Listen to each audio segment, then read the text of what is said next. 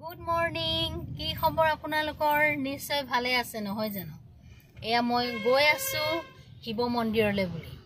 এই শিৱ মন্দিৰটো আপোনালোকৰ সকলোৱে পৰিচিত অগ্নিনাভ শিৱ মন্দিৰ। বহুত দিনৰ পৰা যাম বুলি ভাবি আছিলো, সময় মিলা নাছিলে। আজি সকলোবিলাক মিলিলে আৰু মোৰ পৰিয়ালৰ লগতে আপোনালোকৰো সোমবাৰ দিনটো শুভ হোৱাৰ কামনাৰে মন্দিৰলৈ বুলি আহিলো। এয়া পালোহি অগ্নিনাভ শিৱ মন্দিৰ। আমিও মন্দিৰৰ ভিতৰলৈ সোমাই আহিলো। মই ভবাই নাছিলো ইমান যে ভক্তৰ ভিৰ হ'ব বুলি, কিন্তু ভক্তসকলক লগ পাই দেখা পাই সঁচাকৈ বহুত ভাল লাগিলে।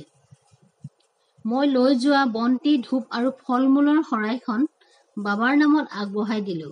জ্বলি থকা ধূপ চাকিৰ সুগন্ধই মন্দিৰৰ পৰিৱেশ মুগ্ধ কৰাৰ লগতে আমাকো মুগ্ধ কৰি পেলালে। এই আইগৰাকীয়ে হৈছে অগ্নিনাভ শিৱ মন্দিৰৰ জন্মদাত্ৰী। তেওঁ পূজা অৰ্চনা কৰি আৰতি গছি ভক্তৰ মাজলৈ আগবঢ়াই দিয়ে আশীষ লবলৈ। পদজল লবলৈ ভক্তসকলে শাৰী পাতি ৰৈ থকা দেখি আমিও ভক্তসকলৰ লগতে শাৰী পাতিলো, পদজল ললো আৰু সঁচাকৈ বহুত ভাল লাগিলে। এই আইগৰাকীৰ এটা আচৰিত শক্তি আছে, যি শক্তিয়ে ভক্তসকলৰ মনৰ বাঞ্ছা পূৰণ কৰে।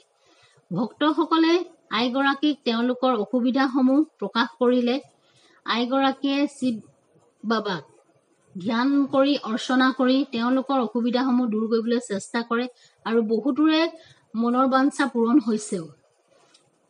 ইয়াত পূজা অৰ্চনা চলি আছে। যিসকল ভক্তই শৰাইসমূহ আগবঢ়াইছিল সেই শৰাইসমূহ প্ৰত্যেকজন ব্যক্তিৰ নামত উৎসৰ্গা কৰি দেওজনে পূজা অৰ্চনা চলাই আছে। এয়া শেষৰ আৰতি।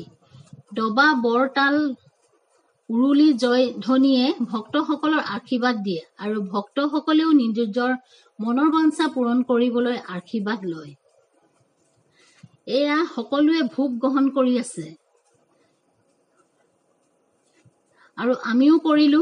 সঁচাকৈ ভোগ গ্ৰহণ কৰি বহুত ভাল লাগিলে। শেষ হৈ আমি ঘৰলৈ উভতিলো।